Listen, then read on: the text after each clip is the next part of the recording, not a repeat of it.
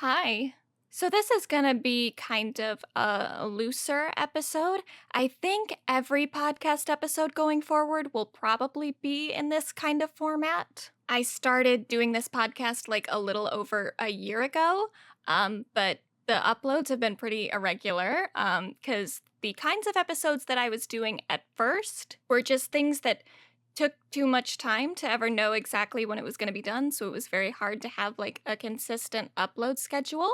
And I am also just I'm just not the kind of person that finds it super easy to conform to a very strict schedule.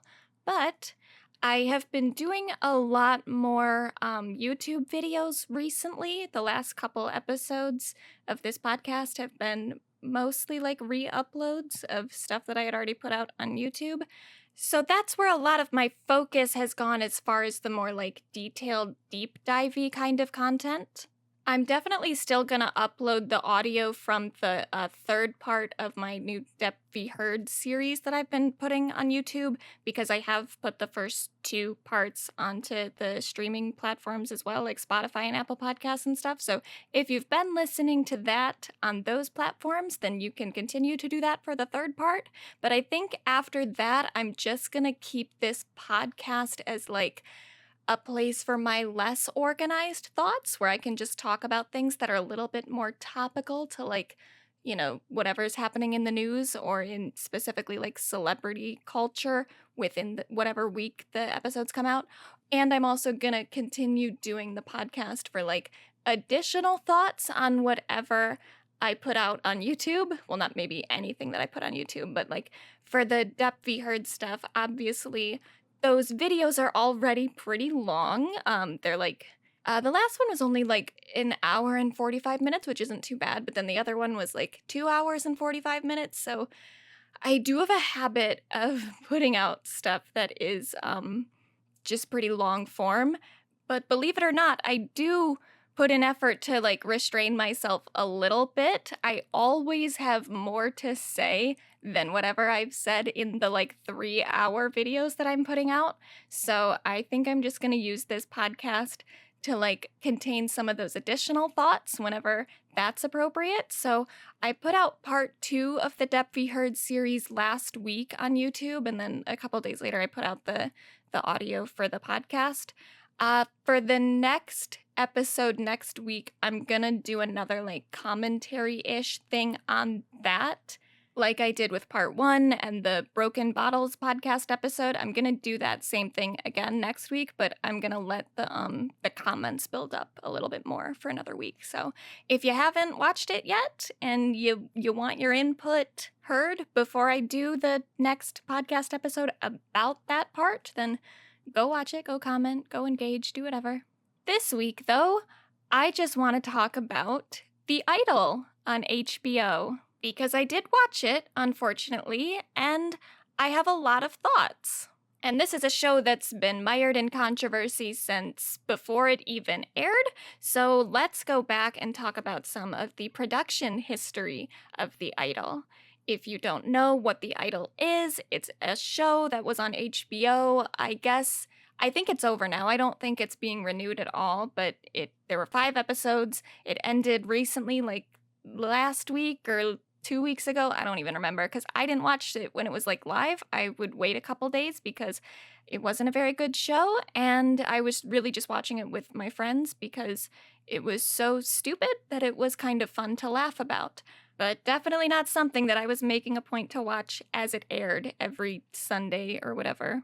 And I think that's how a lot of people watched it because I know that it would air on Sunday because that's when a lot of HBO, like their big shows typically air. But I think they were specifically trying to recreate the success of Euphoria because when that was airing, the second season, every Sunday became like Euphoria night on Twitter, and people would just tweet about it throughout the night to the point that I couldn't go on Twitter if I hadn't seen the episode yet because I would immediately get spoilers. But that was really not the case with The Idol. Anything that I saw from The Idol, I saw days later, and it was always just these really short clips that just made the show look really, really stupid, because it was. And there was so little context for what was even happening in those clips that it really couldn't even be a spoiler because I was just confused. And I continued to be confused when I watched the actual episodes because it never really made any sense. But I'm getting ahead of myself. So, The Idol, I don't remember when it was first announced or when I first heard about it, but looking up stuff about the production, it went into development in June of 2021, and then it was ordered to series by HBO in November of 2021. So, I'm assuming that's about the time that I heard of it. I know that I was definitely aware of this series for a while. It was co-created by Sam Levinson and The Weeknd. Sam Levinson is the guy who made Euphoria. He wrote and directed every episode, or I don't know if he directed every episode, but he definitely wrote every episode. And then The Weeknd is obviously The Weeknd. He's a singer. He has been around for quite a bit. He was a little bit more on the indie alt side of music for a while in the first years of his career, but he definitely seems to be a bigger mainstream success in the last couple years. I mean, obviously he did the fucking Super Bowl, so that's pretty mainstream. And then his last two albums have been a little bit more pop leaning. So I like The Weeknd a bit. I haven't followed his career super closely, but I did like his last couple albums, and I did see his new tour live when it was still touring the US. I think he's still touring, but now he's international. And it was a good show that I saw. Thought he did a great job. I do think he's a great performer. He's a great musician, a great writer, etc. And Sam Levinson, I have mixed feelings about, but prior to The Idol, I would say that it was definitely leaning more positive than negative. I watched Euphoria. I watched it every week. I thought that it was good in parts. I think the first season was pretty good overall. The second season, I didn't love. I liked parts of it, and I'll get into this more later. I think there are things that Sam Levinson does or did well, but there were other things that I think he needed a lot of improvement on, and I also don't quite understand why someone would want to be the single showrunner for a show with an ensemble cast when he's the only writer. I think that's kind of a mistake. If you have an ensemble cast where you're supposed to be juggling a lot of different characters and a lot of different storylines, you probably want multiple writers. You want multiple perspectives in the writer's room so that it doesn't just come out as a jumbled mess like the second season of Euphoria did. But whatever. That second season being a little, disappointing or lackluster, that's fine. I mean, sometimes good TV shows have bad seasons, and that doesn't mean that the people who make the TV shows are bad creators overall. So when this was first announced, I was like, oh, cool. I like The Weeknd. I kind of like Sam Levinson. And the entire concept for this show was supposed to be about pop stars and the music industry and a dark take on all of that, which I thought sounded cool, especially with The Weeknd. You know, he's in the music industry, so he must have valuable things to say about that kind of work. And then at some point, I don't remember exactly when this was announced, but it became clear that Troye Sivan was going to be in the show. And then a little bit after that, it was announced that Jennie from Blackpink would be in the show. So it seemed like, a kind of star-studded cast with people who actually, again, are involved in the music industry. So they have some perspective on that. That would be interesting. And complaints about some of the writing in Euphoria aside, it is a very good-looking show. It's very stylish, and I think that can be great for a show. There definitely is a such thing as style over substance, but I also think that in some scenarios, style can be very substantive. The aesthetics of Euphoria already kind of look like a music video, so why not apply that style to a show about the music industry? That sounds great. So when this was first announced, I was like, cool, I'll watch that, sounds good. Eventually, though, the future for this series started to get a little nebulous. So it was ordered to series in November of 2021, and then in April of 2022, one of the like main writers and directors. She may have even been credited as like a showrunner. I'm not quite sure what her official title was, but like the main person overseeing the series, Amy Seimetz, just abruptly left the project, or at least it seemed abrupt from the reports that were coming out. No one knew exactly what was going on, but there were reports of a creative overhaul, not just for Amy leaving the project, but also some of the actors were no longer in the show anymore. Troye Sivan was still in it. At this point, Jennie from Blackpink hadn't been announced, but there were people that were announced to be leaving, which was pretty odd considering the amount of time that the show had been in production. Like it had been a couple months already, and maybe this was a show that was gonna be in production for a long time, but with how much was already being like announced about it, it seemed like they were trying to put it out somewhat quickly. So making huge changes like this a few months into production, not a good sign. But just one showrunner leaving maybe isn't a huge deal. Sam Levinson was still involved, The Weeknd was still involved, and assuming that they were a big part of the creative process prior, because this was their show and they were like the creators of it, then maybe that's not such a big deal because they've already been helping steer this ship, right? So now we're just down like one co-captain and then a couple crew members. But the ship is probably driving in the same direction, I would assume. But as the months rolled on, it became increasingly unclear what was going on with the series at all. People thought that it was supposed to premiere in like the fall of 2022, and then that didn't really happen. But then there were trailers that were coming out that you would think indicated that the show was on some sort of schedule, but then those trailers would never have a premiere date set. It would just say like later this year or coming soon or something like that, something really vague. So no one really knew what was going on with the idol. But then Rolling Stone in March of this year put out kind of an expose on the behind the scenes drama of the idol. So for one thing, the production members that they talked to said that they still didn't know when the show was coming out, and this was in March. And the entire production process just seemed to reek of chaos and disorganization and a pretty toxic work environment.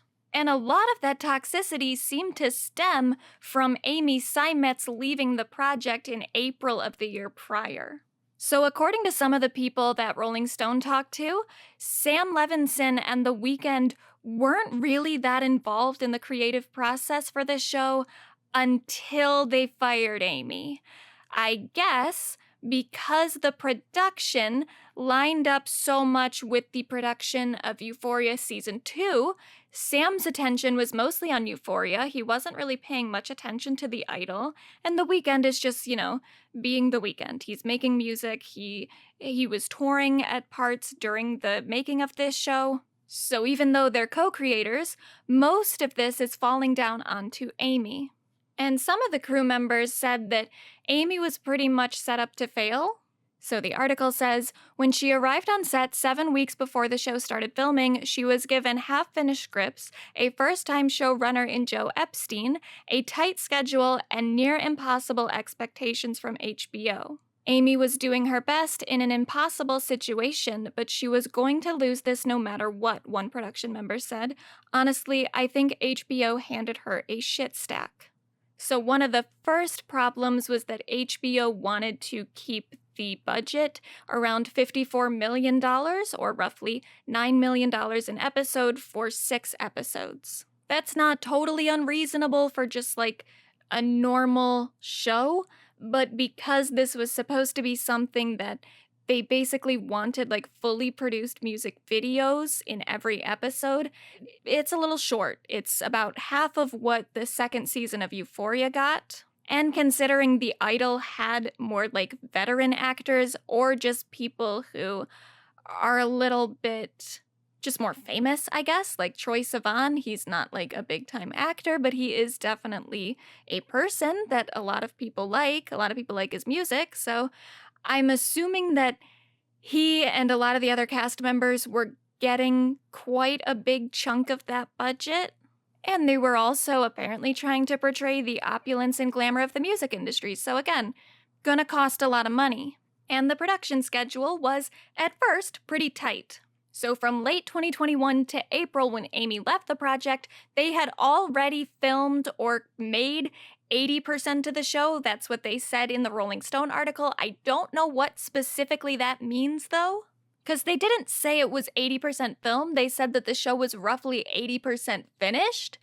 And with a show like that, I don't necessarily think that that means that that proportion of the show was filmed, like, because that it could include post-production stuff like that. Like, it's possible that they were editing the series as they were filming. So I'm wondering, honestly, if there are like full episodes of this that do exist, at least like a rough cut of an entire episode. I don't know.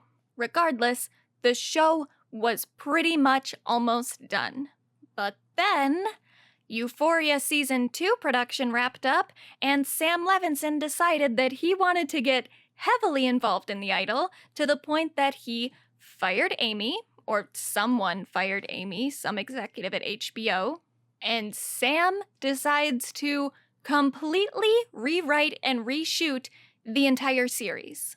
So all of that original footage, not in the show. I don't know where it is. I hope someone at HBO has it. I hope they didn't just like completely delete it or something. I would hope they wouldn't do that. I would think someone somewhere has it on a flash drive, but I don't know.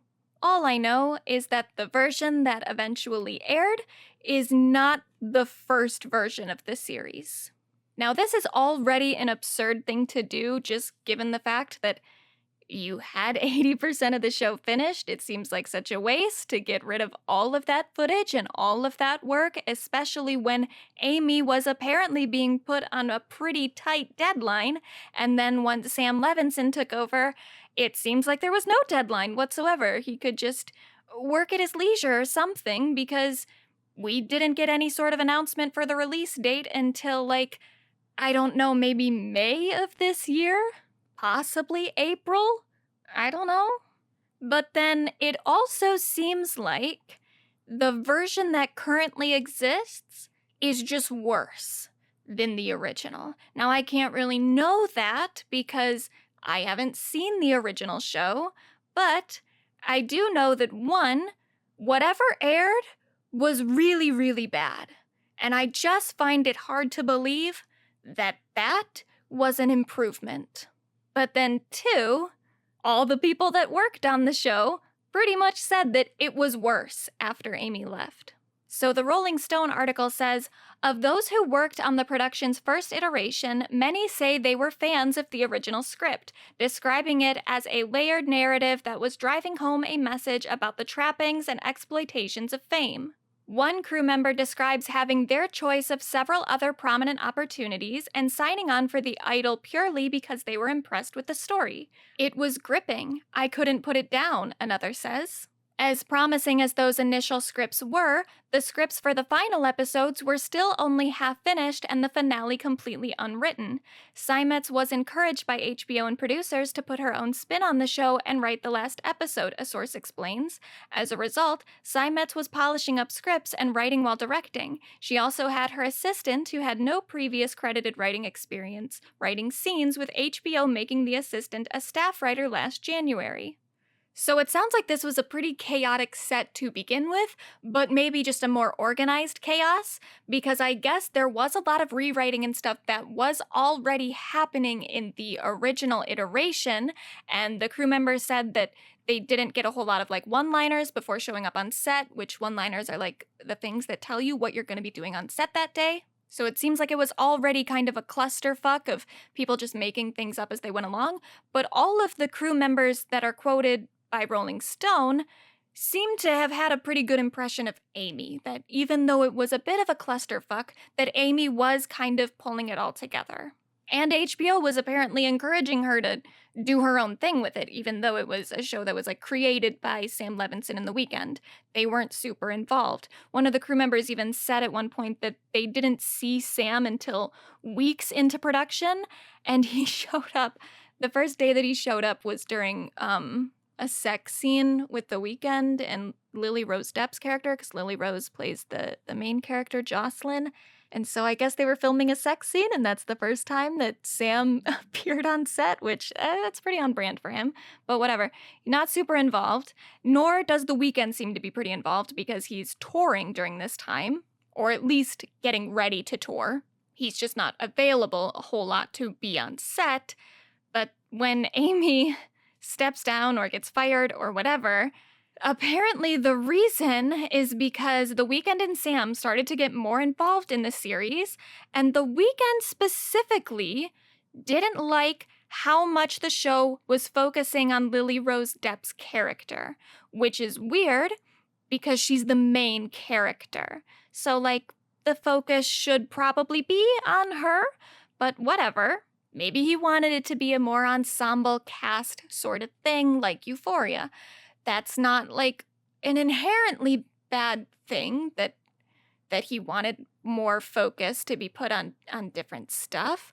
It seems like, though, he didn't just want some of the emphasis of the show to be taken off of Lily Rose's character. He wanted it specifically to be put on his character, which, you know, iffy motivations there, feels a little egotistical, but again, he is a co-creator, so maybe he has a specific vision.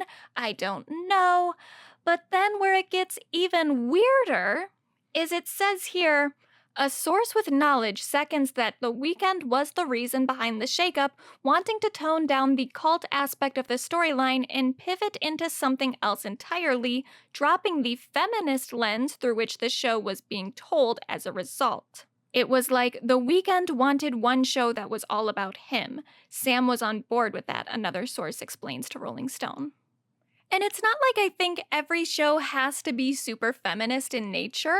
It's fine for things to have a different emphasis or focus on some different themes, but it does strike me as a little odd that this is supposed to be a show about exploitation in the music industry, where the main character is a female pop star, and then The Weeknd came in and was like, ugh, this is getting too girly. It's like, but it just seems like feminist themes should be kind of baked into that plot pretty easily, you know? Like, there would probably be quite a lot of misogyny involved in the exploitation that Jocelyn's character faces, right? So that already just feels like a weird decision, just artistically and also kind of ethically, because it brings up questions about, like, why was that such a bother to Mr. Weeknd? So whatever, kind of iffy, weird, strange decision. And then it gets worse because these people that Rolling Stone talked to who are a part of the production said that not only did it kind of switch direction, it became like super rapey. So, I mean, maybe I should have put a content warning at the beginning of this episode, but here's your warning now. This is going to get weird. Before the show even comes out, crew members are already describing it as torture porn, offensive, saying that the entire show was just about how Lily Rose's character just wanted to get raped all the time by The Weeknd's character. And at one point, one of the things they said, apparently they wanted to film this scene where The Weeknd's character puts an egg up Lily Rose's vagina and then tells her that, like, if the egg breaks, that he's never going to rape her again, and that stresses her out because she really, really wants to be raped. Oh my God, I can't even fucking say this shit. This is so bad. She's so obsessed with this toxic relationship that the idea that he will stop assaulting her, and these are like the words that are being used in the script, or not the script, but in the article from people who were working on the production. So it's not even like, oh, she just likes rough sex. Like, they specifically are using the words like rape and assault. It's so bizarre. But I guess Lily Rose's character was just so into being assaulted by The Weeknd's character that she couldn't break this egg that had been put in her vagina. And the only reason they didn't shoot that scene is apparently because they didn't know how to shoot it without actually putting an egg in Lily Rose's vagina.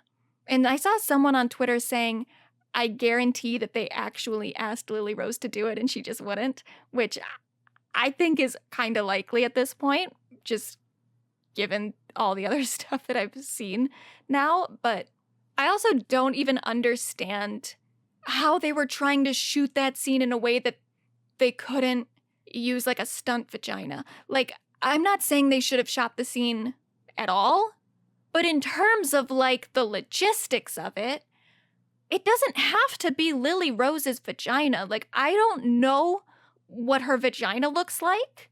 I'm not gonna be able to tell. If you put an egg in someone else's vagina, I won't know. I mean, don't do it. It's not necessarily something I need to, but also, like, they could just do that off screen too. Like, they could just say that there's an egg in her vagina, and I'll just take their word for it. Like, I don't need to see the proof of that. I don't know why. Oh my God, it's so bad.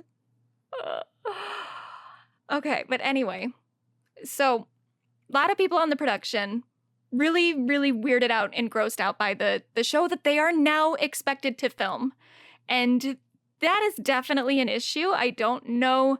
I mean, I'm assuming if that were like illegal or something, that someone would have filed a lawsuit or I don't know. You'd think HBO would stop it if it was completely against people's contracts, but it does just make me question, like, how are they able to do that? How, if the production team is expected to film all this stuff, and they were led to believe that they were filming things completely different, and the problem with the one-liners continues after Sam Levinson takes over and seems to get worse, by the way. Crew members say that they just show up on like the day of, and they don't know what the fuck they're filming. And that is already a problem for like a production standpoint, especially because they film so many scenes outside, like in the Weeknd's backyard. And like, the sun's gonna move, guys. And there are a couple points during the show where I can tell, like, oh, they went kind of late that day. Sun's moving a little bit more than I think they were planning on. But that's what happens when you don't have a tight schedule for a show like that. You don't know how to shoot it really effectively or really efficiently, you know? It's gonna take fucking longer to make because you don't know what the fuck you're doing when you show up. And so that was a big problem for the production, and they said that they worked super long hours and they were working on this show way longer than they thought they were going to have to because they thought that the deadline that Amy was working on was going to be when they were done shooting, and then it just wasn't. So that's already an issue just for like production problems, but also like ethically, you're just having people show up on set and they don't know that they're going to be filming someone having like a sexual assault scene. Like, that's something people need to be briefed about. But whatever. This story all starts to blow up with the Rolling Stone article and the reports of like a toxic work environment. And also just, there's some commentary there about what successful rich men are able to get away with, because Sam Levinson, having the success of Euphoria under his belt and being the kind of golden boy of HBO right now, the crew feels like he was able to just kind of do whatever he wanted and didn't fear any sort of consequence for it. Because, as they said, HBO wasn't gonna fire him or do anything about it because they still want Euphoria Season 3.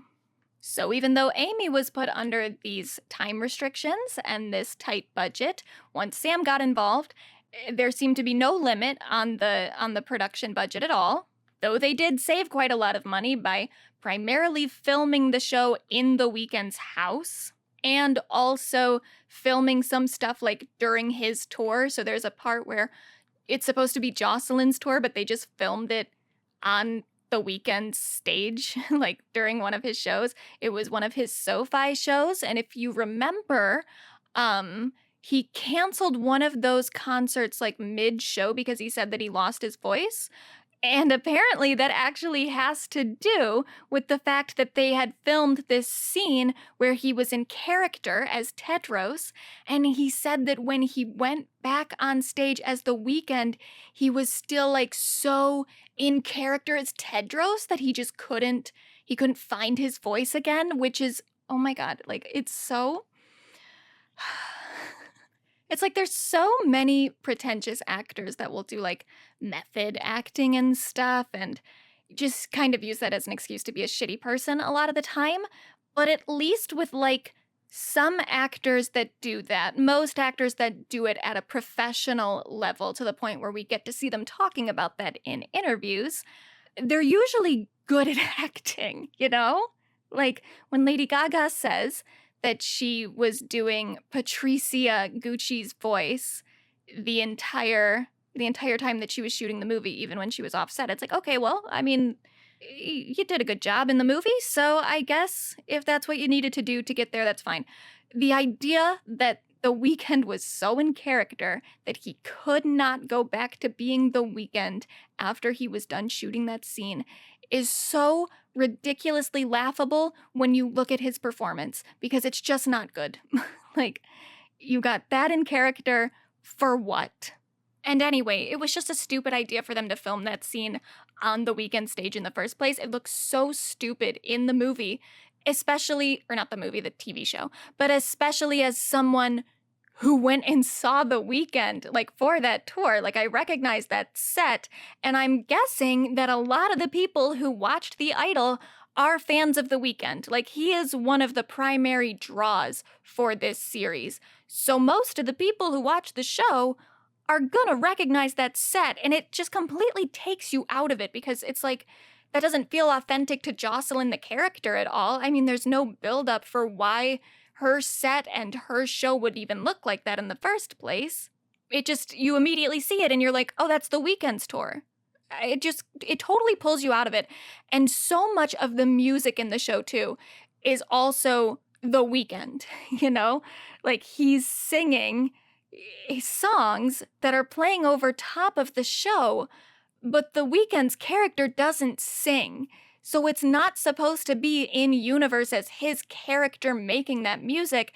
It's just The Weeknd making that music, but playing over top of a show where he is also, like, his voice and everything is already in the series, but as a completely different, like, it's so stupid. They put so little effort into actually trying to, like, world build or make the show feel like it was the story of real characters. It's like they literally didn't care at all. They were like, oh, well, The Weeknd has a house, and we won't have to pay for, like, a set or anything, so we'll just film it all at his house, even though that doesn't really work for the story at all. Oh, well. And, oh, Jocelyn's gonna have to say something on a stage at some point, so we'll just use The Weeknd set while he's on tour. We'll just, when he comes into California, we'll just take our equipment down there while he's rehearsing, we'll shoot a few things, it'll be fine. Like, it's so lazy. It's so fucking lazy. But they still must have had a pretty big fucking budget, considering the amount of stars that they have in the show. And it's like, if Amy finished 80% of the show, most of that original budget is now gone.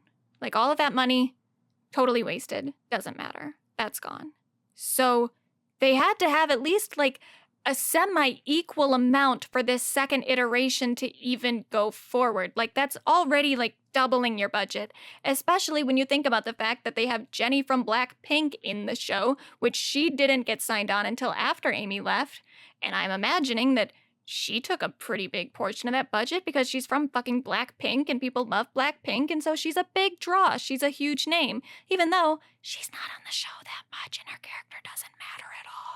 So it's already a pretty frustrating situation where Amy was trying to make a pretty good show, and then Sam comes in, scraps the whole thing. HBO decides that he has like an unlimited amount of time to finish this, and no one even knows when it's coming out, and oh well, Sam will just put it out when it's out. And who cares about all the money that was already spent on this show? Sam, you can just pay whatever you want. Get some fucking Blackpink members. We don't care. And then Sam's like, well, it's okay. I'll save on the budget by just filming everything in The Weeknd's house, even though that doesn't make any sense for the story at all. I don't really care about the story.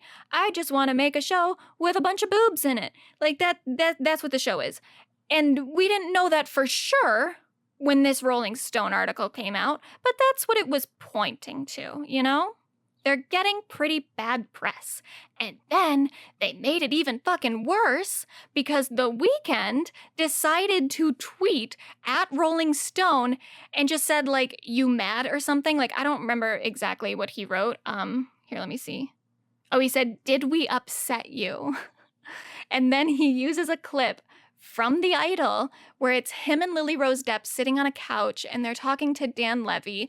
And Dan Levy is like, oh, Jocelyn, we can get you an interview with Rolling Stone. And then The Weeknd's character is like, who cares about Rolling Stone? A whole bunch of old people read that. They don't even have that many followers on Instagram, blah, blah, blah, blah, blah. So really bad response to that, you know? You're getting accused of participating or enabling or even causing, in a way, this very, very toxic work environment where a lot of the people who were working on the production of your show have gone to an outlet and said, we were fucking miserable, we were overworked, we found the show's material offensive, and we weren't told prior to making that offensive material that that's what the show was going to be. We thought we were making a completely different series, and we're really upset with the way that this turned out. Like, those are very legitimate complaints, you know, of people that you worked with, people that worked under you. And to not acknowledge any of the harm that might have been done, or to take any amount of accountability, or even just defend yourself too, and maybe say like, oh, that's not really what happened. Like maybe the people that talk to Rolling Stone are full of shit. I don't know. I trust them. I don't think that they are. But still, like, that's at least some sort of defense of being like, oh, that's not what happened, you know? But that's not what he did at all. He was just like, you mad, bro? Bad call. Makes you look really callous, makes you look like you don't care about the people that you work with or the people that work under you. It's just a bad look. It's not good. So that was a dumb thing for him to say just in terms of like the ethics of it. But also, that was the first clip, like full clip that we got of this series. And it was bad. The dialogue was bad. The acting was also not very good. That was the first time we actually saw The Weeknd trying to act, and he's not good at it. Lily Rose Depp didn't look great in that clip. I will say that she is a lot better in the entire series, but I think that dialogue was just so bad that, you know, what could she do? And then also, this is what I'm saying about them not scheduling properly and not having the one-liners that tell them what they need to be shooting and shooting everything outside. Because if you watch that clip, they're shooting this in The Weeknd's backyard on like this little patio section thing, and there's some trees around them, and the trees, because it's the outdoors, are casting shadows onto the characters. But because there's no like continuity at all, every new shot, you see a different collection of shadows on their faces. Like sometimes they're completely in shadow, sometimes the sun is on them completely. Like it's so bad, and that is the result of not knowing what you're fucking filming when you go outside. You can even notice it in some of my videos sometimes too, because I've got a window that the sun shines through, so you can kind of see the lighting and the color change throughout the videos that I put out. But you know what? I'm making YouTube videos for no money. They were making a TV show with millions of dollars, tens of millions of dollars being put into this by HBO, and they have a crew of professionals who should be able to know what they're doing. But of course, they can't really know what they're doing if you don't tell them what they're gonna have to do that day. It's bad. So the clip that he put out, it was a bad look in terms of his just response to the controversy, and it also was just a bad look in terms of what it showed of the series. It showed a series that wasn't very fucking good. So prior to any episode actually airing or even being seen by any critics or anything like that, a lot of bad PR around The Idol. It's also made a bit worse by the fact that the accusations that were coming out was that it was basically just torture porn and that there was an overuse of nudity and sex and pretty much everything that Sam Levinson was already known for and criticized for. There was a lot of discourse during Euphoria Season 2 about how Sam Levinson makes his actors just be naked a lot. And this was something that I already kind of weighed in on like over a year ago on my blog. I'll link the blog post like in the show notes if you want to read it. But I had a blog post that was called, Is Sam Levinson Oversexualizing the Characters in Euphoria? And this is part of why I even wanted to make this episode, was because I think that what I said in that blog post, I still stand by as far as like that was what I knew at the time. Like I was just going off of the information that I had, but I would like to kind of amend some of the things that I said in that at the time I was trying to be way more fair to Sam than I currently feel like being. Because a year ago, a lot of this controversy really started after something that Sydney Sweeney said. Sydney played Cassie in Euphoria, and she was nude a lot, especially in the second season. But she told The Independent in an interview, Sam is amazing. There are moments where my character was supposed to be shirtless, and I would tell Sam, I don't really think that's necessary here. He was like, okay, we don't need it. I've never felt like Sam has pushed it on me or was trying to get a nude scene into an HBO show. When I didn't want to do it, he didn't make me. And then she also went on to say that she had other experiences with other directors in the past that made her feel like she needed to go home and scrub herself completely raw.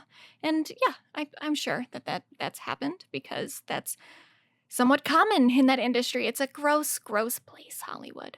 But even though Sydney was saying that her experiences with Sam are positive, that he never pressured her into being nude, a lot of people still took issue with the fact that if she said that to him, that means that there was even more nudity in that script than what we eventually saw on the show. And we saw quite a lot of nudity. So there was an idea starting to form that Sam Levinson is just like a creepy pervert who just wants to see his actors, specifically Sydney Sweeney, naked, and that's why he writes that much nudity into his scripts. And so this is where I was like kind of defending him, giving him like a lukewarm defense.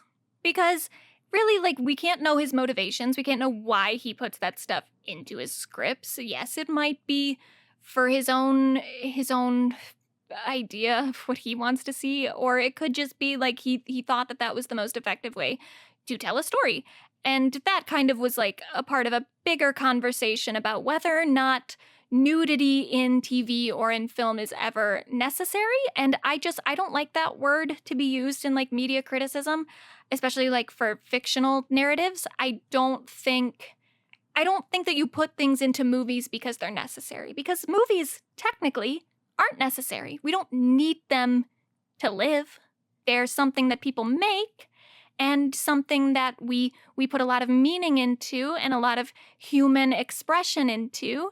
And so really, what you do when you're trying to write a story is you try to find the most effective ways to tell that story, not the necessary ways, because really you can write around anything. There's no beat in a plot that is strictly necessary. It's just that's the plot that you've decided is the most effective to invoke whatever sort of like mood you're trying to invoke, or, portray some sort of theme or whatever. Like whatever it is that you're ultimately trying to do with the thing that you're making, you're trying to find the most effective way to do that. And sometimes that might involve nudity.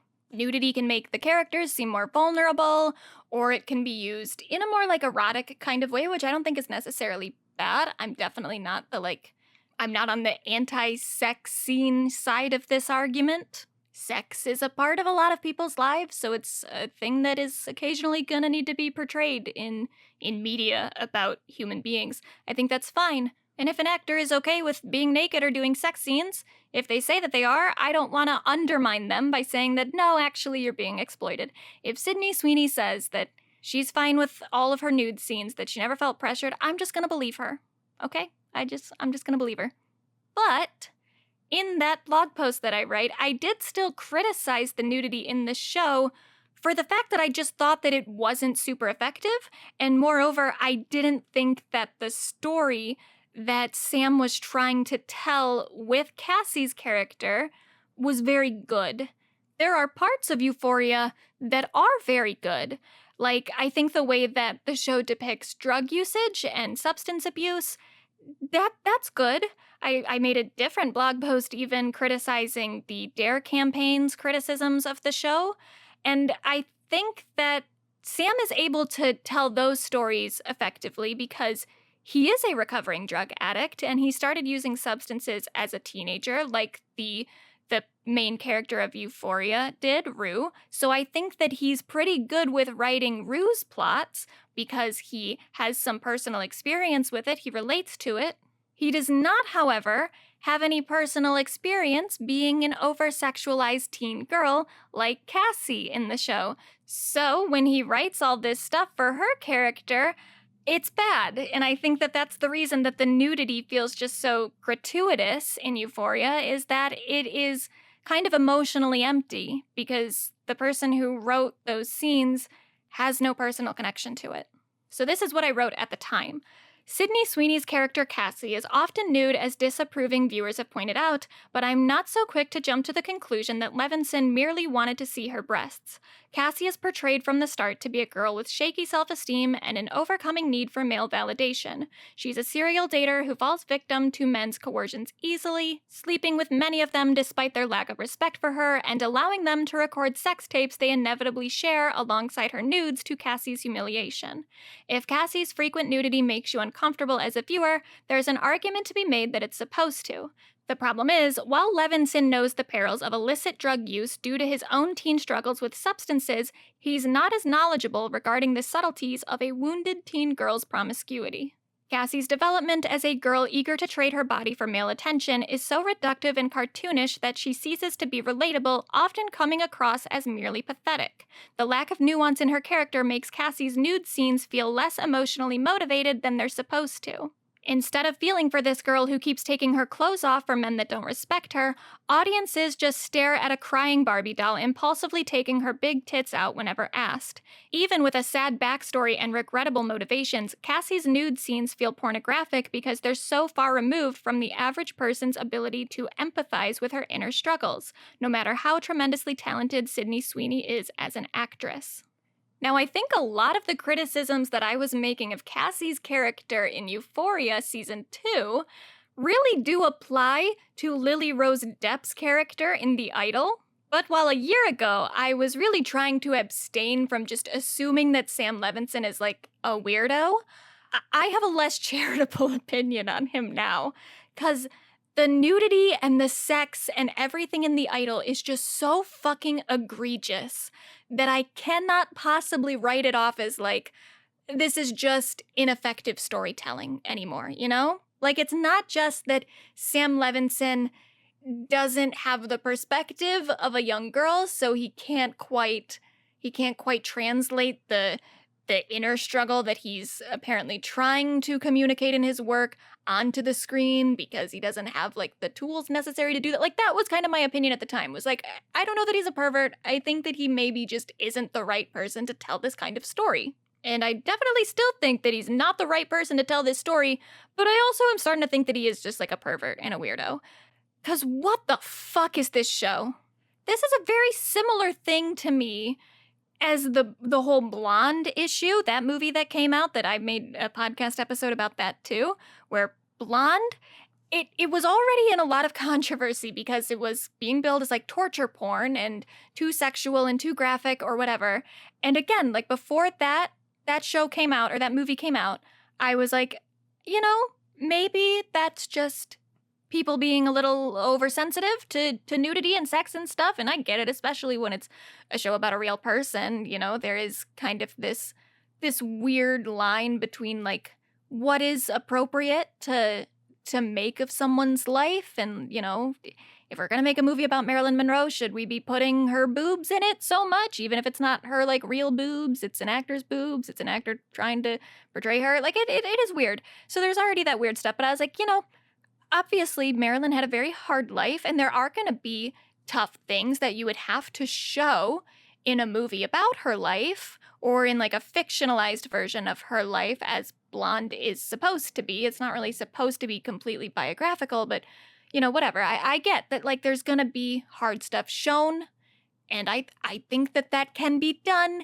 in an effective way in a film. But then I watched Blonde, and I was like, no, this is not just, like, iffy morally. It's definitely, it definitely has tinges of misogyny, like, pretty strongly.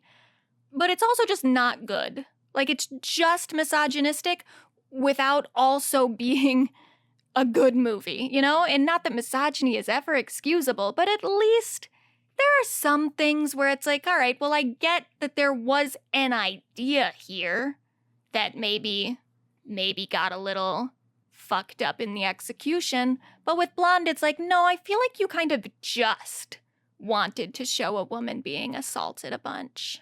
Because that's pretty much all this is. And it's the same thing with The Idol. Like, I cannot imagine. And this is the same thing with like what I said about Sydney Sweeney, where like if she says that she was comfortable with the nudity, then I'm not going to contradict her. You know, if she says something else later, I'll be there to listen. But for now, she says that it was fine, so I'll just say that it was fine. And the same kind of applies with Lily Rose Depp, I guess, because, you know, she said that she liked all the nudity and it was like important to her or something. And okay, if she says that, I'll believe her. But it is super weird to me when you think about the fact that she already filmed this show, a majority of this show. And I don't know how much nudity was involved in that version, but there's no way it was as much as it is in this new version. Like, she is naked, like, almost 100% of the time. I mean, there's always, like, some amount of nipple that will be shown at some point in every scene. Pretty much. Maybe with a few exceptions, but, like, even when she's wearing, like, a top, it'll be, like, a lace top, where if you look closely enough, there's her nipple, and that's fine. I love nipples. Like, and Lily Rose has got an incredible body, so maybe if I were her, I would just like showing it off, but I just can't imagine having to be that naked on set all the time. Like, that must feel so vulnerable and weird to just always be naked in front of like people who work in the industry and have worked in the industry for a while and are like big names and big people. Like, even if it's The Weeknd, who hasn't done movies so much, but he's a big musician. He's one of the biggest in the world. He did the fucking Super Bowl, and you're just naked in front of him all the time. Like, that, I would just feel very vulnerable. And also, she must have been doing like constant prep work. Because thinking for myself, if I knew that I was going to be naked in something, I would want to spend like the entire week leading up making sure that I was like really moisturized and my skin looked really good. I'd get like a spray tan, make sure, you know, skin tone is all even, maybe get some waxes, you know, make sure you're like hairless. Like, I would have to do so much prep work to be naked for like a scene, and she's naked for like the whole show. It's like every time she shows up on set, she's got to be ready to take something off, and that sounds like so much pressure. Oh my god, she had to stay like so waxed. Oh, poor girl. And while I don't want to completely just throw away everything that she said, you know, again, if she says she's comfortable, I'll take her word for it, but I do have to point out too that not only is she a younger actor who hasn't had any like big roles like this before. I know she's done some acting prior, but nothing like this. That's also going to put her in a very vulnerable position where she maybe doesn't want to or feel like she can say no to everything or to anything. But then in addition to that, the show itself is almost like, this is a very strong word to use, and I don't mean it in a super strict clinical sense, obviously, but it almost feels like the show was made to gaslight her into wanting to be naked. Like, so much of the show thematically is about how Jocelyn's character likes being naked and likes being, like, sexually promiscuous, and, you know, that's fine, but this is a show written by a man who is asking his lead actor to enact all of these things. And it feels like the show is trying to send the message of like, no, pop stars love being naked. It's their favorite. They love having weird sex. They love being raped. Oh my God. Oh, yeah, it's gross. The morality of the show is already just strange at its core. But then, in addition to all of that, there is specifically a scene at the beginning of the movie, like pretty much the first scene, where they are just like mocking the profession of an intimacy coordinator. So if you don't know, an intimacy coordinator, it's a kind of new position in the industry. It started to become more popular after the Harvey Weinstein scandal and the Me Too movement and all that. They're a person that is on set to act as like a go-between for actors and producers and directors and stuff to pretty much negotiate the intimacy scenes, like any sex scene, like kissing scene, any nudity, stuff like that, where the director isn't really talking directly to the actor and being like, hey, I need you to do this.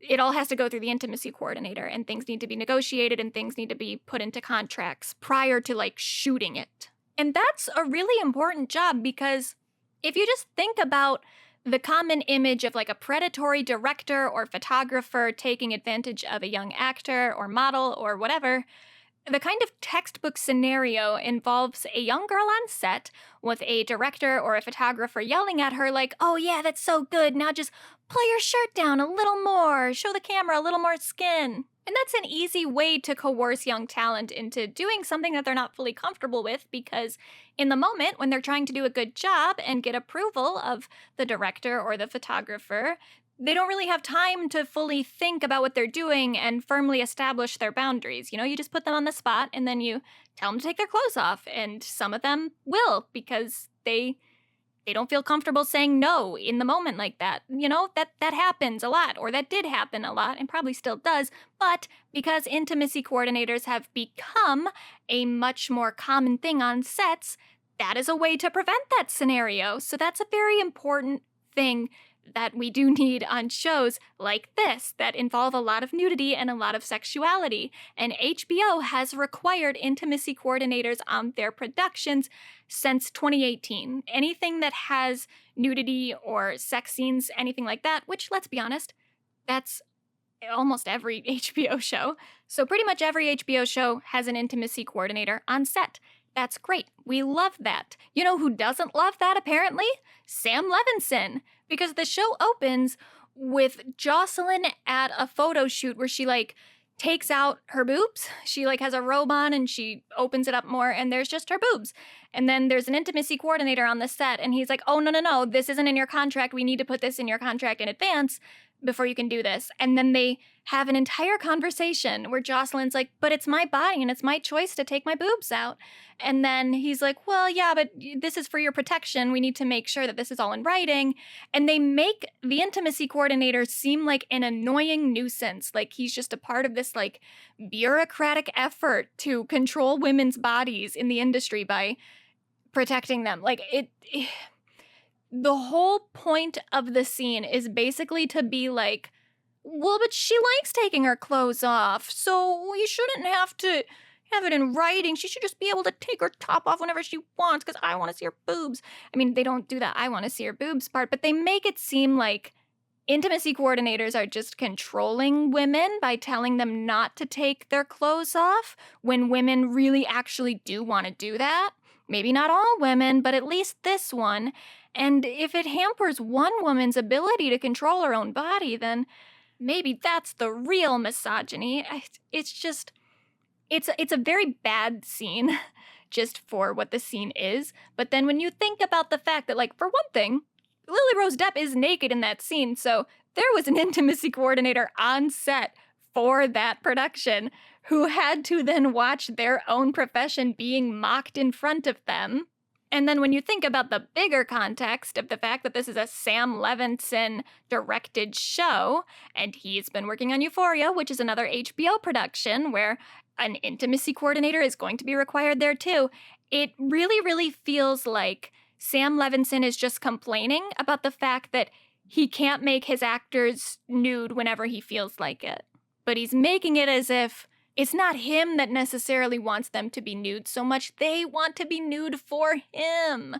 That's the implication that I get from the scene. Whether or not that is the message that they intended to put out there, that is definitely what it feels like. And then when you think about the fact that Lily Rose is on this show having to act out this scene where they are making intimacy coordinators out to be like ineffective and bureaucratic and quietly oppressive to women, it's like, I don't know that dialogue in and of itself isn't a little bit coercive. If Lily Rose is acting in a role where the dialogue is always enforcing she loves being naked, she thinks it's great, it's a freedom to her, is she gonna really feel that comfortable to, as herself, as an actor, say, like, hey, actually, no, I don't want to be this naked. Can I please stop being naked? So, yeah, I'll take Lily's word for it that she felt comfortable, but I do just think that the environment that she was in was one in which I don't know that her comfort was being totally prioritized. And that's where I'll leave that conversation. But let's move on to the rest of the show. Because it truly just gets worse after that. Like, that's the first scene, already starting on a bad note. And it feels like the show gets worse with every scene. Not necessarily. There are a couple scenes in the first 2 episodes that I think work. The episodes overall aren't good. The pacing is incredibly off. The characters feel super hollow. The dialogue is very on the nose, but also still incredibly confused in its messaging. It doesn't really seem to have an established perspective, or maybe the perspective that it actually does have is one that they can't be super blunt about because that perspective is gross, you know? They have to kind of couch everything in this ambiguity of like, oh, who's the real bad person? The people telling young stars to take their clothes off, or the people stopping young stars from taking their clothes off whenever they feel like it? Like, it feels like it's trying to invoke some sort of moral ambiguity or moral dichotomy to excuse its own moral depravity. So yeah, first 2 episodes already not good, but there are some parts that make it seem like the show could have something, you know? And I wonder how much some of those scenes were from the original draft of the show. I don't know if these are things that Sam Levinson wrote. I really just don't want to give him that credit anymore. But there are a couple parts that are okay. So, like, there's... Well, the entire kind of opening thing in the first episode, I think it's done not super effectively, but there is something to the way that the entire episode is staged, where they have, like, Jocelyn's team, her management team, talking about this thing with her. She had a photo that leaked where she had cum on her face. So it's like revenge porn. It's bad. And the show never really does much with that thematically, other than the fact that in the first episode, everyone is talking about it on her team except for her. She's rehearsing her dance numbers, she's learning the choreography for her new music video and whatever. She's doing all that, and then there's someone from Vanity Fair there to interview her, and she's talking with, like, the managers and stuff, and they're all talking about this photo, but Jocelyn doesn't know about it. So that seems to me to be, like, semi-effective storytelling, and that there is some commentary there about how artists in the industry, like, they are the front-facing part of their career, but there's an entire vehicle behind them that they are not in control over. People are making decisions and having discussions about her career, but she's not involved in those discussions. So, okay, that works. And there's even, like, parts of that episode where she's down on the ground outside, and then her management team is, like, standing up on a balcony, and, like, yeah, okay, they're physically above her. That's good staging about them being the more in control, dominant party in all this. That works. And then later in the episode, when the Vanity Fair person is talking to Jocelyn, she keeps, like, pausing her recording on her phone to try to ask Jocelyn questions off the record, but then Jocelyn keeps recording again. By the way, I'm gonna spoil a whole lot of shit.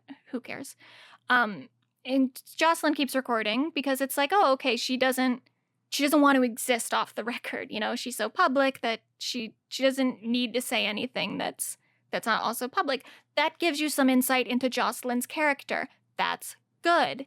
And then in the next episode, there's an entire scene where Jocelyn is filming a music video, and she keeps not getting the choreography completely right, but then other people think that it's fine, and she wants them to continue doing more takes, and she's also kind of having a mental breakdown because she's still grieving from the loss of her mother, and then she's getting really stressed out, and she's kind of panicking, and then, like, her feet are bleeding because her shoes are too tight. Like, it's a very tense scene that does work really well, and that's where I'll say that, like, Lily Rose Depp does do a very good job in this show. She does really well with what she's given. I'm sad that what she's given is so bad, But, I hope that this doesn't. I hope that people can at least see her performance and, make any sort of decisions about casting based on that because, I worry about like any part that she could get in the future, just knowing that she's a part of this train wreck and being like, ugh, we don't want that anywhere near us. But like, she does a good job. So I think she should get credit for that. So those are like the 3 scenes that are good or passable in the whole show, the whole thing. But while the second episode has that really good scene with the music video shoot, it also has like the grossest sex scene I've ever seen in my life. And gross mostly in the way of like cringe. Just so bad. To the point that I don't think I'm ever gonna find The Weeknd attractive ever again. Like, I thought he was totally a good-looking guy prior, seemed charming. He's pretty mysterious too. Like, he doesn't really do a lot of interviews. There was a whole thing for a while where people would make jokes about like they've never heard The Weeknd's speaking voice because he just makes music and he doesn't do a lot of interviews. So, we've never heard The Weeknd speaking voice. We've definitely heard it now. And I'm never gonna look at The Weeknd the same way again. Like seriously. He fucked up by doing this show. He had so much mystique. He was so cool. And now he's just cringe. And the worst thing about it is like, so after the show airs on HBO, when it like first airs, they will do a little thing at the end of the show where they show like a little behind the scenes thing where the creators will talk about making it and they'll talk about like the plot and like where they're going with it and yada yada. And so I watched those and they take themselves so fucking seriously. Like everyone who worked on this show, especially like The Weeknd and Sam Levinson, like they really think that they're doing something. And that's the worst part is that there's no way they realize how bad this is. Maybe they do now that some of the reviews have come out and the reception has been so negative, but they for sure thought while they were making it that they were making something like deep and provocative and that like says something about anything. And it doesn't. It doesn't say anything except for like, you guys are creepy weirdos. I don't know. And I know that The Weeknd has said some stuff about like how his character isn't supposed to be sexy. He's supposed to be kind of cringe and pathetic. But like, for one thing, I can see that in some parts of the show. I can tell that there are parts where they are leaning into that. There are other parts where I'm like, no, I think that you think you're being sexy here. I think that you think that this is like charming or cool, and it's not. And in any case, that's also just bad storytelling for what the show is supposed to be. So it's supposed to be about Jocelyn, Lily Rose's character. She's a pop star, and she's been a pop star for a long time. She's like a child star. It's kind of similar to like a Britney or a Christina or a Miley or a Selena. I think there's been some speculation that because The Weeknd used to date Selena, that some parts of Jocelyn's character are based off of her. I don't know, but something along those lines. Jocelyn's been in the industry for a while, and then she meets this guy Tedros at a club, and Tedros has a cult. And in the show, they reference Nixium, and also in a lot of like the promo stuff that's come out, they reference it as like he runs a cult that's similar to Nixium or Scientology. And no, it's not. It's just not.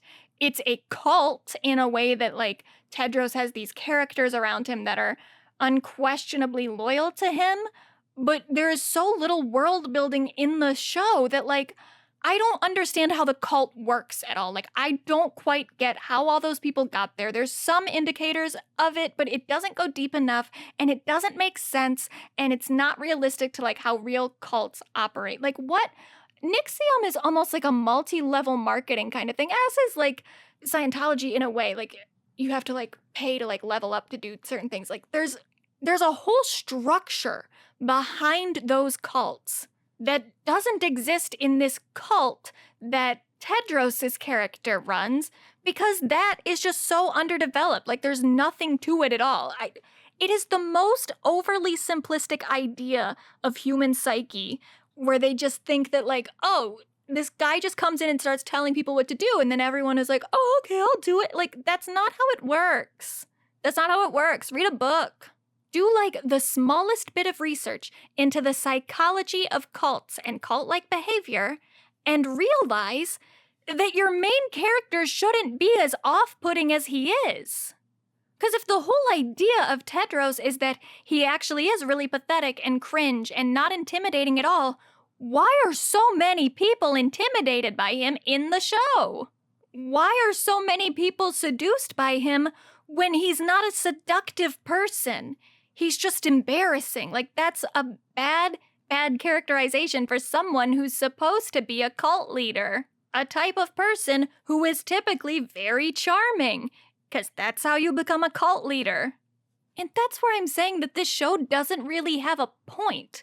Because the points that it says it's trying to make, it makes so little effort to even understand them that the entire plot just feels like it was written by a 15-year-old boy who just wanted to see a bunch of boobs.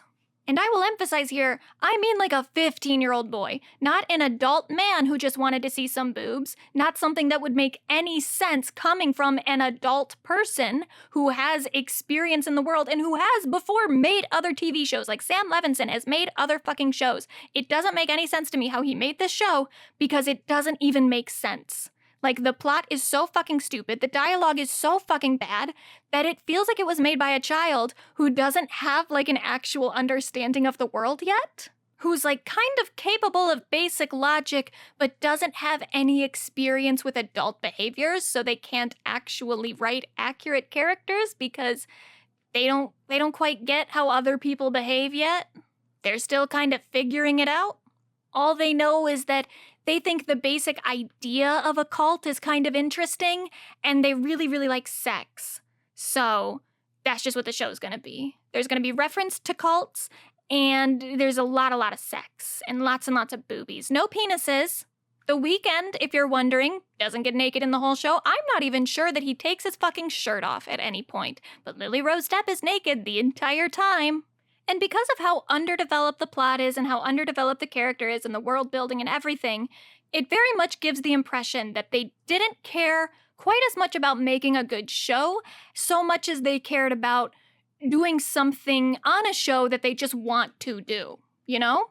I don't want to assume anyone's intentions, but all the entire series is The Weeknd, like, making out with and having sex with Lily Rose Depp's character, and then occasionally just, like, saying some really awful stuff, like just throwing around some homophobic slurs. At one point, I think he says the R word. And, you know, I don't want to assume anything about The Weeknd, but because the rest of the plot doesn't make any sense, it's like, all right, well, there's a reason that you put that stuff in the show, and I don't think the reason was that you were trying to make a good show. I think the reason is that you just wanted to say that stuff, and you wanted an excuse to do it, so you wrote it in the script. I don't know. That's just the impression that I get. There is something about this show that, while being more competent on, like, a production level, it feels so, like, Tommy Wiseau-esque. It feels like The Room. It gives me the exact same feeling that I get when I watch The Room, where I feel like I'm just watching one man's wish fulfillment, where everyone around him is, like, evil except for him. Because even though Tedros, this is a big spoiler, so if you want to watch the show, which who fucking cares? Even if you watch the show, it's not going to make any sense when you do, so I let it be spoiled for you. But the show ends with it being kind of revealed or hinted at or implied that actually Tedros wasn't the bad guy. It was Jocelyn. Jocelyn was the mastermind behind this whole thing. And it doesn't make any logical sense. And it feels misogynistic. It feels like they're just letting Tedros off the hook for a bunch of stuff and trying to imply that, like, oh, he was the real victim the whole time, even though he's still kind of a bad guy. But is he as bad as Lily Rose is? I don't know. But, like, yeah, he definitely is. I mean, like, it's implied that he, like, beat the shit out of women. It's really bad. And there's also a plot towards the end where a girl frames this other famous guy for rape. Like, she takes a photo with him and then uses the photo to say that he raped her. And then he gets fired from his like big movie role within 12 hours of the news going public. And they even say, they're like, oh, I love Hollywood. He's already lost his, it's like they're just trying to be like, oh, woke culture, cancel culture. Any man can get accused of anything. And then he just loses everything. It's so gross. It is so fucking gross. But it's like, I can't even be that upset about, like, in a different show, I would almost find that a more egregious plotline if this show was competent to begin with, you know? Like, I just can't take the show seriously enough to get that mad about it. But they put in all these different twists where it's like, oh, the women are lying too, to make it be like, oh, so maybe it's not that bad that Tedros did all that stuff. Even though the main character is technically a bad guy, it still feels like The Weeknd wants to identify with him in a weird way, very similar to Tommy Wiseau in The Room, which is also an incredibly misogynistic property. But again, it's like people usually don't focus on how misogynistic The Room is because it's also just such a bad movie that, like, you know, bigger fish to fry, I guess. But that movie is still just like an outpouring of one man's wish fulfillment that he wants to be seen as like a victim of women's cruelty or something. And with The Weeknd and The Idol, it feels like The Weeknd just wanted to act like a cool, powerful cult leader that's maybe a little campy and maybe a little pathetic, but ultimately is the real victim to Jocelyn. And throughout the whole show, he gets to have sex with Lily Rose Depp, and he gets to say all this weird stuff that he doesn't really get to say as The Weeknd, because that would be weird. But also, like The Room, it becomes so ego-driven and so nonsensically stupid that it feels like an alien made it. You know? Like, if you've watched The Room, you understand what I mean. That, like, the dialogue and everything, it doesn't feel like a real human being made that film. But they did. And that's astounding. And it's the same thing with The Idol. Yes, more, like, competently made. The cinematography's good. It was also produced by, like, A24. So they've got so much, like, there's so much symmetry in the show. Like, there's so many shots where it's like them standing in the middle of a window. Or at one point they have the Vanity Fair article writer walking down the center of a road inside of a parking garage. And it's like, but why would she do that? Why would she just walk in the center? It doesn't make any sense, but it looks cool. So yeah, The Idol definitely looks better from a production standpoint, and the dialogue makes slightly more sense in that it's like grammatically correct. But the things that the characters are saying, especially by like the last episode, just make no fucking sense. Like, this is not how human beings talk. This is not how human beings behave. It's so confoundingly strange. It's like a penis wrote the script. Anyway, my main point here is not just that The Idol is bad, but it is. And I could go on talking about that for forever. I could literally break down every fucking scene, but I'm not going to. My main point, or well, my two main points, is that one, I don't think we should give Sam Levinson any more TV shows. Not even because he shows signs of being like a creepy weirdo, but because I just don't think he's very good at it. I know, like, Euphoria has its moments, it is good in parts, but let's also acknowledge that it is based on an Israeli show of the same name, so it's not like it's totally original. I don't know how alike the two shows actually are, but maybe Sam just got lucky adapting someone else's already existing work. I don't know. All I know is that The Idol is a fully original work, and it's not good. So, there. Maybe we can let Sam direct, like, music videos or something? Or maybe he could direct porn. That seems more in his wheelhouse. Or maybe really, like, Sam might be talented as a writer or director, but perhaps his recent success has just gone to his head a little too much, and he's gotten a little too arrogant to properly self-edit, and just thinks that any idea he has is good, and so he just runs with it. Because I can't imagine watching the last episodes of The Idol back and thinking like, oh yeah, this is good. This is what I'm gonna send out to the world with my name on it.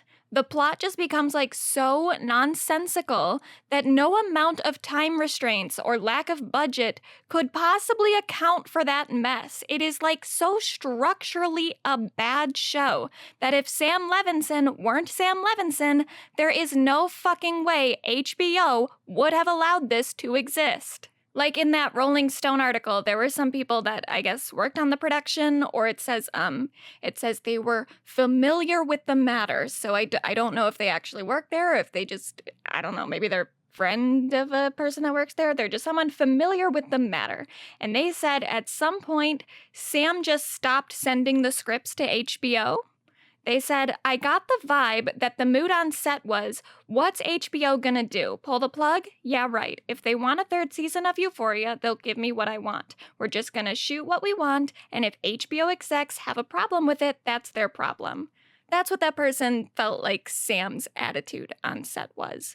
And you know what? I hope HBO learned their fucking lesson. To never trust Sam Levinson alone with a script and a film crew ever again. Someone has to monitor him to make sure, one, that he's not being a creepy pervert on set, because I do have some concerns, and two, that the plots he's writing are coherent and watchable. Because HBO has already made some very questionable marketing decisions recently, like switching their HBO Max to just being Max. Like, that's a stupid name, and there's no, like, brand recognizability for Max, and it's also really bad SEO. Like, if I Google Max, I'm gonna come up with, like, 10 other things other than HBO Max. It's just a dumb decision. And they are also, on top of it, putting out shows that aren't any fucking good. So, like, what hold do you think you're gonna have over the entire, like, streaming environment when you're already pivoting the branding from the, like, identity that you're known for, and you're churning out shit product? Like, a lot. Like, a lot of HBO shows right now aren't very good. And I have no brand loyalty to HBO at all, but it is upsetting in the way that I just like there to be good TV, and HBO was at least somewhat reliable for that a couple years ago, and now I just don't really think they are. And that's sad. Which leads to my other point. HBO needs to release the Seimetz cut. Release the Amy cut. Because since the finale came out, there have been photos posted online from the set during the filming of Amy's version. There was one little girl, I'm assuming it was her mom that posted this on Instagram, but there was a little girl named Arabella who I guess worked on the original version of The Idol and was like a recurring character whose entire part just got completely cut out. Arabella's, I'm assuming mom again, wrote, last year, Arabella booked an amazing recurring role on a new HBO show. She was over the moon excited and had an absolute blast filming the first season. Unfortunately, after completion, the show underwent significant changes, rewrites, and reshoots, and her entire amazing and talented TV family will not be in the new iteration of the show that is now airing. Despite the disappointment of not being able to see her scenes, she had an amazing time filming and is so grateful for the amazing people she met and worked with. And they wrote that with pictures of Arabella on the set, like sitting in a little chair that says The Idol. So even though they didn't mention the show's name in the caption, it was clearly The Idol. And there's other photos of her standing next to Lily Rose Depp, who, by the way, appears to be wearing way more clothes than anything in what The Idol wound up being. And then there's photos of her with Amy and other people on the set. Like, they're so cute. They're cute little photos. And it makes me very, very sad that this little girl didn't get to be in this show that she was so excited to be in.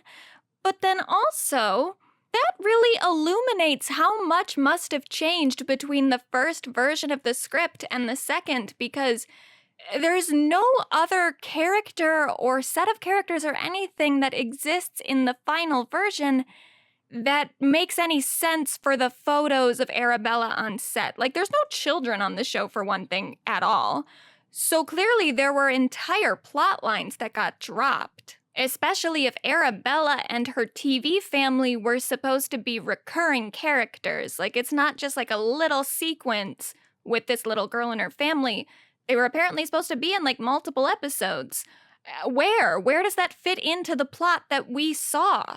And then there were other photos from the set that have since hit social media, and I don't know exactly where the photos came from, like who posted them, but a lot of the tweets that I had bookmarked with the photos have had the images removed for copyright infringement, which makes me think that HBO is desperately trying to hide the evidence of the first version of The Idol, but like, once photos hit the internet, they're like out there. You can't get every photo taken down under the guise of copyright infringement. More people will upload them. I'll upload them on my Instagram when I post this episode. Because you know what? The people need to know.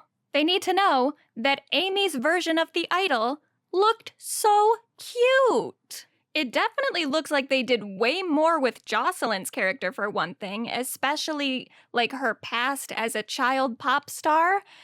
So there's photos of like Lily Rose on set with some other people. I don't think they're characters or actors. I think they're just like members of the crew, but they're holding like these Jocelyn standees from, I'm assuming, like her past as a pop star, but I'm not quite sure. Like, I don't know where Jocelyn's career is at, really, in like that version of the script, because it definitely doesn't look like anything that Jocelyn would wear or anything related to her branding that we see on the final show, because it's much more like pink and girly, and it looks like Jocelyn's bedroom is also very girly. There are photos of her in a room. I don't know if it's her room, but I'm assuming it's her room because it's got like her merch up on like shelves and on the walls, and it's got like her plaques of like her album achievements. So I'm assuming that that's supposed to be Jocelyn's room. Looks nothing like anything we see on The Idol as it was completed. It's very girly, it's very pink. I love it. And you also see there are some photos of like shoes or something with Jocelyn's face on it, and it kind of looks similar to like, if you remember when Hannah Montana was going, and they always had like Hannah Montana themed everything anywhere, like Hannah Montana chapstick, Hannah Montana book bags, etc. Stuff like that. Like when you're a child star, you can put your face on anything, and other children will buy it because children love buying things or getting their parents to buy things. So there's like a whole world building aspect of the original version of The Idol that does not exist at all in the final version. The version that aired doesn't really develop Jocelyn's character at all, specifically her pop career, which is weird because that's what the show's supposed to be about. When you watch the interviews with Sam and The Weeknd, I don't remember who it was that said it. I think it was Sam, but they were trying to make a point of like, oh yeah, Tedros seems really controlling, but as you go, you see that like maybe it's really the industry that's the real cult leader or something. Like they're trying to make it seem like, oh no, it's the music industry as a whole that's the real villain, you know? Tedros is just one guy. And like, okay, but that's not shown in the show at all because you don't really see any of the music industry in the show. Like 90% of what is shown on screen was clearly shot in The Weeknd's house. They barely leave that set. So you pretty much never see Jocelyn actually interacting with other aspects of the music industry. Like, you don't see her doing interviews other than the one scene with the Vanity Fair writer, which takes place at The Weeknd's house. You don't see her doing, like, red carpet appearances or appearing at award shows, past or present. Like, again, she's a child star, so you'd think there'd be some flashbacks or something, some sort of reference to her earlier career, but there's just not. You just don't see Jocelyn doing anything. I mean, the show is so empty in plot, and the scenes go on for so fucking long without anything of substance actually happening. It's so astounding to me. You just see Jocelyn getting, like, assaulted or just having lots and lots of sex that is, I guess, consensual, but definitely very weird. But you don't see her, like, planning her music videos or planning her tour or talking about, like, her relationship with, like, her older songs or something. I mean, there's, like, one scene where she mentions a song, but they don't, like, play it, and they don't talk about, like, the style of music she was making. Like, I have no insight into Jocelyn as a celebrity in this universe. And it's so frustrating Because at one point, like the most you get of Jocelyn's career is when Tedros brings in these producers to start working on music with her and start writing her album. So you get some idea of what her current album kind of sounds like. It sounds dumb, for one thing. I mean, the music itself is okay, but the lyrics are so stupid. It's so on the nose for whatever's happening in the plot. It's literally like Jocelyn is letting Tedros take over her life, so now she's recording a song where the lyrics are just straight up, I don't want to make decisions about my life anymore. I want you to make all my decisions. Like, those are the lyrics, pretty much. You can look it up. I kind of nailed that just off the top of my head. That is like almost exactly what the fucking lyrics in this show is. It's bad. But anyway, beyond it just being bad, it's also like, but that doesn't make sense though, because Jocelyn is signed with a label, and if the whole point of the show is about how controlling and oppressive the music industry can be, I would assume that Jocelyn, being under the control of her label, probably has specific producers that she's contracted to work with through that label. Why is that never mentioned in the show at all? Or even if she has enough freedom in her work that she can bring in her own co-writers and co-producers, the label is still gonna be overseeing the overall project. They're the ones that ultimately have to pay whoever gets credited on the album. They've got to work out like royalties and ownership and shit like that. Why is that never mentioned in the show at all? Because if The Weeknd could bring anything to this series, and he definitely couldn't bring any sort of acting charisma, but with his experience as someone in the music industry, you would think that he would have something to say about that he has some expertise with record labels and with the business of the music industry, which this show is supposedly about. So where is that? It's nowhere. And why? Probably because all that stuff involved the female lead of the show, who Sam and The Weeknd allegedly purposefully decided to take the focus away from. So how do you tell a story about the underbelly of the music industry when you've decided to take attention away from the character who's actually involved in the music industry? Now, aside from those photos, the first version of the story is still like a pretty big mystery. HBO must have people under some pretty tight NDAs, but someone somewhere has to have a script still. People from the set have to at least know what the original plot lines were and what the show generally was supposed to be.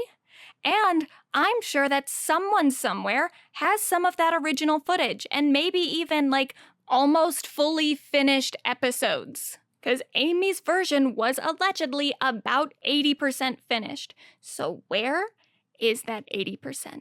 I want to see it. So, if anyone who had anything to do with The Idol ever listens to this, and I doubt you will, but just in case, there are ways to leak things anonymously. You could maybe leak some of the footage, or even if you just remember what the show was supposed to be about, maybe you could just like type out whatever you remember of the original plot and post it on like Reddit or something. Or better yet, email it to me. I can keep a secret, and I need to know what this show was supposed to be, because on paper, this series should have been my shit. Like cults, celebrity culture, pop stars, the occasional boob, all things that I am interested in. And I really think that HBO is fucking up majorly by completely burying the first iteration of the show. And I'm sure there's a lot of legal stuff in the way. I don't know how much control Sam Levinson and The Weeknd and whoever the other showrunner was have over the IP. I'm sure that they don't want Amy's version released after theirs bombed so hard. But HBO, you got a lot of money. You already dumped so much money into this series anyway, with the reshoots and with Sam Levinson just hiring a whole bunch of famous big-name actors and Jenny from Blackpink. Like, you already sunk quite a lot of money into this. Just put a little bit more in, pay those fuckers off, get the full rights to the IP, give Amy like a little bit more money, and let her finish the 20% of the show that she had left. I don't care what you have to do, but get that Amy cut released. Please. You know how when the last season of Game of Thrones was like really, really bad, and then there was that change.org petition that went around where people wanted HBO to just hire new writers and remake the last season of Game of Thrones? I get why that was a ridiculous request, but I think that what I am requesting right now is perfectly reasonable. This show was already being made with a different writer. It was 80% of the way done. Just let her finish. Or at least, if it's too late to just put it back into production and reshoot anything or let her shoot the finale or whatever, at least just with the 80% that was done, just touch it up, finish it up. You've probably got at least like 1 or 2 episodes completely finished. Just put those out there. I'm not asking for much. Just a little bit of the Amy cut, please. But it's starting to rain now where I am, and that's pretty much all I had to say. So I guess in conclusion, fuck Sam Levinson, fuck The Weeknd, really. Sorry. I mean, I still think Dawn FM was a really good album, but yeah, this was really weird. This was a weird thing for him to do. And then my condolences to Lily Rose Depp, because you could have been a part of a really cool show, and it sucks that Sam Levinson had to fuck it all up. And then fuck HBO, and for no particular reason, fuck Elijah Wood.